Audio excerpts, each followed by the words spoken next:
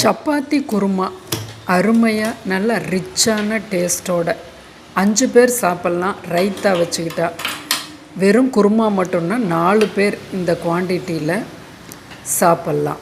காய்கள் நிறைய போடாமல் அளவான காய்களை போட்டு இஞ்சி பூண்டு விழுதெல்லாம் ஃப்ரெஷ்ஷாக நாம் தட்டி போட்டு கரம் மசாலா அதிகமாக சேர்க்கக்கூடாது. ஹோல் கரமாக போட்டு ரொம்ப அட்டகாசமாக அதனுடைய அளவுகள் பாருங்கள். இந்த அளவுக்கு பீன்ஸு, கேரட்டு, 2 தக்காளி, உருளைக்கிழங்கு, பச்சை பட்டாணி, பொட்டுக்கடலை, தேங்காய்.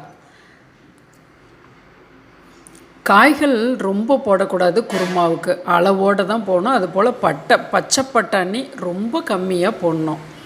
இப்போ 10 மணி நேரம் ஊறி வந்திருக்கு இந்த பட்டாணி. தண்ணியை எடுத்துட்டு வச்சுக்குவோம். ஒரு குக்கரில் கடுகு உளுந்து தாளித்து வருது. 1 டேபிள் ஸ்பூன் எண்ணெய், பிரிஞ்சி இலை, சோம்பு, 2 கிராம்பு, 1 கல்பாசி, அந்த 1 பூ மட்டும், 1 பட்டை, 1 ஏலக்காய். நீங்கள் ஜாஸ்தி போடும்போது எல்லாம் கூட்டிக்கிங்க. 30 செகண்ட் வதக்கிட்டோம்.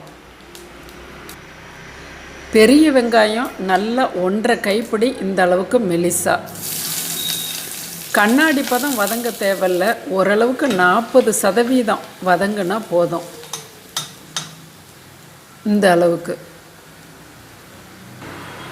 கருவேப்பிலை போட்டுக்கிட்டோம்.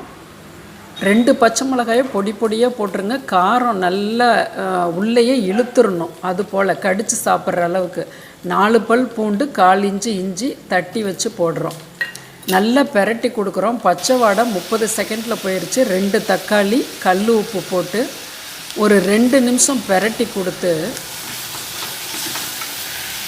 அந்த நீங்கள் பார்த்தீங்க இல்லையா ஃபோட்டோவில், அது போல் நார்மல் சைஸ் தக்காளி 2.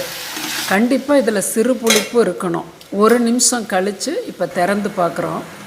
நல்ல தக்காளி ஒரு 80% கதன்னு வெந்து வந்துருச்சு. இது போல்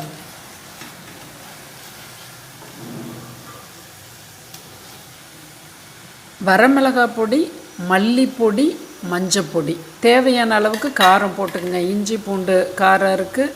ஃபஸ்ட்டு பச்சை மிளகாய் 2 போட்டோம். இப்போ ஒரு 1/2 டீஸ்பூன் எண்ணெய் போட்டு பெரட்டி கொடுக்குறோம். இந்த பிரிஞ்சி இலையை எடுத்து அந்த பக்கம் வச்சுருங்க. அது ரொம்ப டிஸ்டர்பாக இருக்கும். கடைசியாக போட்டுக்கலாம். இந்த அளவுக்கு பிரிஞ்சி இலை வதங்கி வந்தால் போதும். இப்போ 1 டேபிள் ஸ்பூன் புளிக்காத தயிர், 1 டேபிள் ஸ்பூன் பால். அது காஞ்சிருக்கலாம், காயாமையும் இருக்கலாம். ரொம்ப அலாதியான டேஸ்ட்டை நல்ல ரிச்சாக கூட்டி கொடுக்கறது. ஆனால் அளவுகள் கம்மியாக போடணும். இப்போ ஊற வச்ச பட்டாணி நெத்தாக இருந்ததுன்னா 1 வேக்காடு தனியாக உப்பு போட்டு வேக வச்சு கூட இதில் நீங்கள் சேர்த்துக்கலாம். 1 கைப்பிடி பீன்ஸ் வருது, 1 கைப்பிடி கேரட்டு, 1 கைப்பிடி உருளைக்கிழங்கு. 5 பேர்த்துக்கான அளவுகள் இது.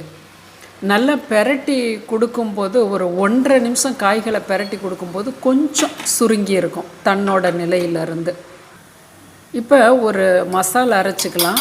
கசகசா இந்த அளவுக்கு போட்டுக்குங்க. ஒரு 1/2 டீஸ்பூன் பொட்டுக்கடலை.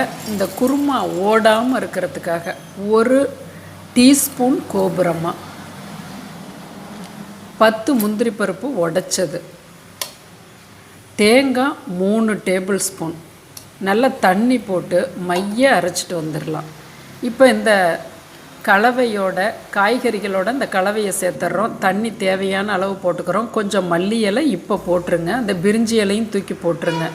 இந்த கன்சிஸ்டன்சி, அதாவது தயிரை கடைஞ்சோம்னா எப்படி மோர் போல் இருக்கும், அது போல் கன்சிஸ்டன்சி. நல்ல 40% ஃப்ளேமில் 1 விசில் விட்டு எடுக்கிறோம். பாருங்கள், எண்ணெய் பிரிஞ்சு அட்டகாசமாக இப்படி இருக்கும். சுவை ஓஹோன்னு இருக்கும். நீங்கள் சப்பாத்தி செய்யும்போது நான் சொல்லி கொடுத்த இந்த மெத்தடில் ஒரு முறை செய்து பாருங்கள்.